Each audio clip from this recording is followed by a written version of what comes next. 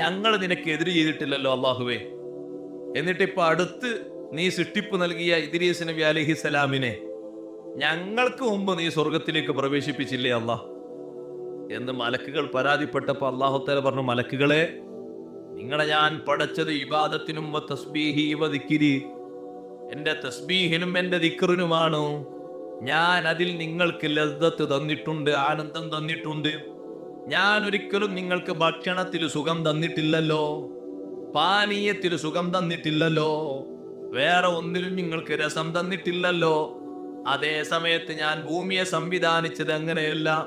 ഭൂമിയിൽ ഞാൻ അലങ്കാരം നൽകിയിട്ടുണ്ട്, വികാര വിചാരങ്ങൾ നൽകിയിട്ടുണ്ട്, ആനന്ദങ്ങൾ സുഖങ്ങൾ നൽകിയിട്ടുണ്ട്, ദോഷങ്ങൾ നൽകിയിട്ടുണ്ട്, നിഷിദ്ധങ്ങൾ നൽകിയിട്ടുണ്ട്. എന്റെ ഈ അടിമ ആ സുഖങ്ങൾ മുഴുവനും വർജിച്ച്, ആ രസങ്ങൾ മുഴുവനും വിട്ട്, ആ നിഷിദ്ധങ്ങളൊക്കെ കൈവച്ചത് എന്റെ കാരണത്തിന് വേണ്ടിയല്ലേ? എന്റെ തൃപ്തിയും എന്റെ സ്നേഹവുമാണ് തെരഞ്ഞെടുത്തത്. അതുകൊണ്ട് ഇദ്രീസ് നബി അലൈഹിസ്സലാം പ്രവേശിച്ചതുപോലെ പ്രവേശിക്കണമെന്ന് ഉദ്ദേശമുണ്ടെങ്കിൽ ഭൂമിയിലേക്ക് ഇറങ്ങിയിട്ട് ഇദ്രീസ് നബി ചെയ്ത ഇബാദത്ത് പോലെ ഇബാദത്ത് എടുത്തോ. അതാണ് ഇനി അതിനുള്ള പോംവഴി. ഞാൻ എൻ്റെ ഒരു അടിമയെ എങ്ങനെ സ്വർഗത്തിൽ പ്രവേശിപ്പിച്ചതിന് നിങ്ങൾക്ക് പരാതി ഉണ്ടെങ്കിൽ നിങ്ങൾ ചെയ്യേണ്ടത് അങ്ങനെ, നിങ്ങൾ ഭൂമിയിലേക്ക് ഇറങ്ങിക്കോ. കാരണം നിങ്ങളെ ഞാൻ ഇവിടെ സൃഷ്ടിച്ച് സംവിധാനിച്ചപ്പോൾ നിങ്ങൾക്ക് ഒരു നിലക്കും ഭക്ഷണത്തിന്റെ രുചിയും ആസ്വാദനവും തന്നിട്ടില്ല. ഭൂമിയിലുള്ള ആളുകൾക്ക് നിങ്ങൾ ആലോചിച്ചു എന്തെല്ലാം ആസ്വാദനങ്ങൾ അനുവദനീയമായതും അനുവദനീയമല്ലാത്തതും ഇതൊക്കെ നോക്കി ക്ലിയർ ആക്കണം, റെഡിയാക്കണം. അതിൻ്റെ ഇടയിൽ ഇബാദത്തൊന്നും പോകാതെ സൂക്ഷിക്കുകയും വേണം. അങ്ങനൊക്കെ ഉണ്ടായിട്ടും അതിൽ നിന്ന് എല്ലാം ത്യജിച്ച് എന്റെ പൊരുത്തവും എന്റെ സ്നേഹവും ഈ അടിമ നേടിയെടുത്തു. എന്താ കാരണം? മുൻനിർത്തിയാണ് ഞാൻ ഈ സ്വർഗപ്രവേശനം കൊടുത്തത്. അതുകൊണ്ട് നിങ്ങൾക്ക് ആർക്കെങ്കിലും അങ്ങനെ വേണമെന്ന് ഉദ്ദേശമുണ്ടെങ്കിൽ ഭൂമിയിലേക്ക് ഇറങ്ങിക്കോളൂ. എന്നിട്ട് ഇദ്രീസ് നബി അലൈഹിസ്സലാത്തു വസ്സലാം ഇബാദത്ത് ചെയ്തതുപോലെ ഇബാദത്ത് ചെയ്യട്ടെ. ഇദ്രീസ് നബി ചെയ്തതുപോലെ ഇബാദത്തും ചെയ്താൽ ഞാൻ അങ്ങനെ പ്രവേശനം കൊടുക്കും. അതേ സമയത്ത് ഇവിടെ നിന്ന് ആ വാക്കൊക്കെ പറഞ്ഞ് ഭൂമിയിലെത്തിയിട്ട് മാറിയാൽ അക്രമകാരികളൊക്കെ പോയി കിടക്കേണ്ട ഒരു സ്ഥലമുണ്ട്, അവിടേക്ക് പോണ്ടി വരും. അതുകൊണ്ട് വേണ്ടത് സെലക്ട് ചെയ്തോളൂ എന്ന് പറഞ്ഞു മലക്കുകൾ. അപ്പൊ മലക്കുകള് കൂട്ടത്തിൽ കുറെ മലക്കുകൾ പറഞ്ഞു, റബ്ബുന ലാ നത്ലുബു സവാബൻ, ഞങ്ങളൊരു സവാബ് പ്രത്യേകം തേടുന്നില്ല. വലാ തുസീബുനാ ബി ഇഖാബിൻ, ശിക്ഷ കൊണ്ട് നീ ഞങ്ങളെ പരീക്ഷിക്കുകയും ചെയ്യരുത്. ഞങ്ങള് നീ പറഞ്ഞ് പൊരുത്തപ്പെട്ട് ഞങ്ങൾ ഇവിടെ തന്നെ നിന്നോളാം, വേറെ ഒന്നും ഞങ്ങൾക്ക് വേണ്ട. പക്ഷെ 3 മലക്കുകൾ പറഞ്ഞു, അല്ല, ഞങ്ങൾ പോകാൻ തയ്യാറാണ്. ഹാറൂത്ത് വ മാറൂത്ത് വ മലക്കുൻ ആഖർ. ഹാറൂത്തും മാറൂത്തും നമ്മൾ ഖുർആൻ അൽ-ബഖറയിൽ ഇങ്ങനെ ഹാറൂത്ത് മാറൂത്ത് ഇങ്ങനെ ഓതലുണ്ട്. രണ്ടാമത് സംഗതിയിൽ ഇങ്ങനെ ആലോചിക്കുന്നുണ്ട് അല്ലെ. ആ ഹാറൂത്തും മാറൂത്തും വേറൊരു മലക്കും 3 ആൾക്കാർ പറഞ്ഞു, ഞങ്ങൾ അള്ളാഹുവേ ആ വിളിക്ക് ഉത്തരം ചെയ്ത് ഞങ്ങൾ സ്വീകരിച്ചു, ഞങ്ങൾ ഭൂമിയിലേക്ക് ഇറങ്ങാം. അപ്പൊ അള്ളാഹു തആല പറഞ്ഞു, എന്നാൽ നിങ്ങളോടൊരു പ്രത്യേക സന്ദേശം പറയാണ്. നിങ്ങൾ ഏതായാലും പോകാൻ ഒരുങ്ങി നിൽക്കല്ലേ. ഈ തീരുമാനത്തിൽ നിങ്ങൾ ഉറച്ചു നിൽക്കുകയാണെങ്കിൽ നിങ്ങൾ 4 കാര്യങ്ങൾ ശ്രദ്ധിക്കണം. 4ഉം സംഭവിക്കുന്നത് സൂക്ഷിക്കണം. അല്ലാത്തതൊക്കെ ഞാൻ നിങ്ങൾക്ക് പൊറുത്തു തന്നേക്കും. ആ 4 ചെയ്താൽ ഞാൻ നിങ്ങൾക്ക് പൊറുക്കൂൽ. അവര് ചോദിച്ചു, അതെന്താണ്? ഒന്നാമതായി, നിങ്ങളൊരു സ്വനവിനെയും ആരാധിക്കരുത്, ഒരു വിഗ്രഹത്തെയും നിങ്ങൾ ആരാധിക്കരുത്. രണ്ടാമതായി, രക്തച്ചൊരിച്ചിലുണ്ടാക്കരുത്. മൂന്നാമതായി, ഹംറ് കുടിക്കരുത്. മലക്കുകളോടാണ് അള്ളാഹു പറയുന്നത്, നിങ്ങൾ ഭൂമിയിലേക്കാ പോകുന്നത്, ഭൂമിയിൽ അങ്ങനെ ഒരു സ്വഭാവമുണ്ട്, അതുകൊണ്ട് കള്ളു കുടിക്കരുത്, നിഷിദ്ധമായ ഒരു സുഖം നിങ്ങൾ സുഖിക്കരുത്. ഇത് 4ഉം നിങ്ങൾ ശ്രദ്ധിക്കണം. ആ നിർദ്ദേശം കേട്ടിട്ട് അവര് ഭൂമിയിലേക്ക് ഇറങ്ങി. അവര് ഭൂമിയിൽ കുറച്ചു കാലം അങ്ങനെ താമസിച്ചു. അങ്ങനെ അവരും ജീവിച്ചു. ഒരു സുഹ്റത്ത് എന്ന പെണ്ണിനെ കൊണ്ട് അള്ളാഹു അവരെ പരീക്ഷിച്ചു. അന്നത്തെ സൗന്ദര്യവതിയായ പെണ്ണ്.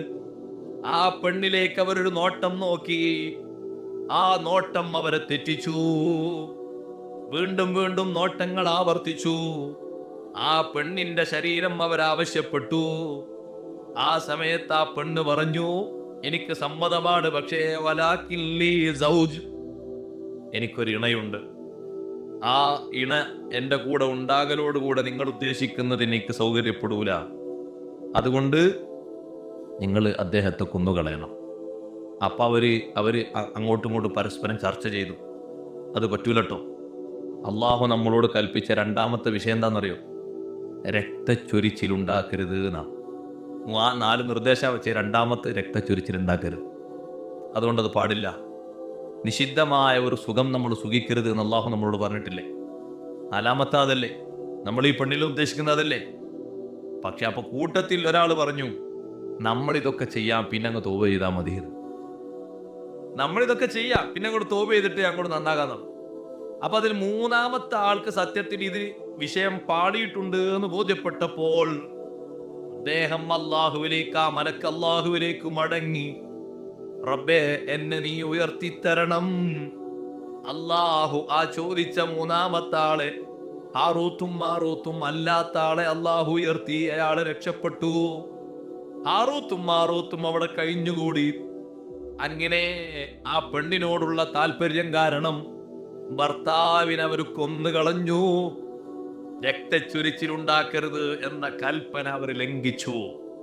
അപ്പൊ ഭർത്താവിനെ കൊന്നപ്പോൾ അവർ വീണ്ടും ആ പെണ്ണിനെ സമീപിച്ചപ്പോൾ ആ പെണ്ണ് പറഞ്ഞു, ഞാൻ ആരാധിക്കുന്ന ഒരു സ്വനം എനിക്കുണ്ട്, അതിനോട് എതിര് ചെയ്യുന്നത് എനിക്ക് വെറുപ്പാണ്. അതുകൊണ്ട് നിങ്ങൾ അതിനെ കൂടി പ്രീതിപ്പെടുത്തേണ്ടതുണ്ട്. നിങ്ങൾ ഒരു സുജൂദ് അതിന് ചെയ്യണം, നിങ്ങൾ ഉദ്ദേശിക്കുന്നുണ്ടെങ്കിൽ. പക്ഷെ ആ ഫിത്തിന അതിലേക്കും അവരെ ക്ഷണിച്ചു വരുത്തി. പക്ഷെ രണ്ടാളല്ലേ? ഒരാൾ മറ്റാളോട് പറഞ്ഞു, രക്തം ചൊരിക്കരുത് എന്ന് നമ്മളോട് പറഞ്ഞിട്ടുണ്ട്, നിഷിദ്ധമായത് സുഖിക്കരുത് എന്ന് പറഞ്ഞിട്ടുണ്ട്. പക്ഷെ നമ്മളത് ചെയ്യാൻ പോകല്ലേ? അത് ശരിയല്ലല്ലോ. മറ്റാൾ പറഞ്ഞു, തോപ ചെയ്താക്ക റെഡിയാകും, പ്രശ്നമൊന്നുമല്ല, തോപതിനൊക്കെ പരിഹാരമില്ലേ എന്ന് പറഞ്ഞു. അവരാ സ്വനമിന് സുജൂദ് ചെയ്തു. പെണ്ണിനെ അവര് വീണ്ടും ഉദ്ദേശിച്ചപ്പോൾ ആ പെണ്ണ് പറഞ്ഞു, എനിക്ക് മറ്റൊരാവശ്യം കൂടി ശേഷിക്കുന്നുണ്ട്. എന്താണത്? പറയൂ. എനിക്കൊരു പാനീയം കിട്ടേണ്ടതുണ്ട്. ആ പാനീയമില്ലാതെ എന്റെ ജീവിതത്തിന് എനിക്ക് സുഖമില്ല. റബ്ബിന്റെ പരീക്ഷണം നിങ്ങൾ ആലോചിച്ചു നോക്കൂ. സുഖമില്ല എന്ന് പറഞ്ഞപ്പോൾ ആ പാനീയം എനിക്ക് കിട്ടേണ്ടതുണ്ട്. അവർ ചോദിച്ചത് ഏതാണ്? അൽ ഖംറു, ഖംർ എനിക്ക് കിട്ടണം. അപ്പോൾ ഖംർ കൊണ്ടുവരാൻ അവർ തീരുമാനിച്ചുകൊണ്ടത് കൊണ്ടുവന്ന് മുന്നിൽ വെച്ചപ്പോൾ കുടിക്കാൻ പാടില്ലല്ലോ, അള്ളാഹുവിന്റെ നിർദ്ദേശമുണ്ടല്ലോ. അപ്പൊ മറ്റേയാള് പറഞ്ഞു, നമ്മളോട് രക്തം ചൊരിക്കാൻ പാടില്ല എന്ന് പറഞ്ഞിട്ടുണ്ട്, നമ്മളോട് നിഷിദ്ധമായത് സുഖിക്കാൻ പാടില്ല എന്ന് പറഞ്ഞിട്ടുണ്ട്. പക്ഷേ എന്നിട്ടും നമ്മൾ അതൊക്കെ ചെയ്തിട്ടുണ്ട്. ഇതിൽ നിന്ന് മൊത്തം നമുക്കൊന്ന് തോപ ചെയ്യാനുണ്ട്. അവരെ ഖംറും കുടിച്ചു. വീണ്ടും ആ പെണ്ണിനെ ഉദ്ദേശിച്ചപ്പോൾ ആ പെണ്ണ് പറഞ്ഞു, മറ്റൊരാവശ്യം കൂടി എനിക്ക് ശേഷിക്കുന്നുണ്ട്. അതെന്താണ്? മുകളിലേക്ക് വാനലോകത്തേക്ക് നിങ്ങൾക്ക് കയറിപ്പോകാൻ, ആകാശാരോഹണം നടത്താൻ നിങ്ങളെ ഭാഗത്ത് ഒരു ഭാഷയും ഒരു കലാമും ഇല്ലേ? അത് നിങ്ങൾ എനിക്ക് പഠിപ്പിച്ചു തരണം. ലാസ്റ്റ് പോയിന്റാണ്. അതവര് പഠിപ്പിച്ചു കൊടുത്തു. ആ പെണ്ണത് സംസാരിച്ചപ്പോൾ ആ പെണ്ണിനെ ആകാശത്തിലേക്ക് ഉയരാൻ പറ്റി. പക്ഷേ ആകാശ ലോകത്തെത്തുമ്പോഴേക്ക് ഒരു നക്ഷത്രമായി അതിനെ തരം മറിക്കപ്പെട്ടു. അതാണ് സുഹറത്ത് എന്ന് പറയുന്ന ഒരു നക്ഷത്രം. അതിന്റെ കോലം മറിക്കപ്പെട്ടു.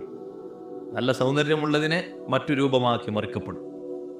ഇവ രണ്ടുപേരും ഈ പരീക്ഷണത്തിൽ ഇങ്ങനെ കുടുങ്ങിയപ്പോൾ അവർ ചിന്തിച്ചു, ഇനി നമുക്ക് വേറെ മാർഗമൊന്നുമില്ല.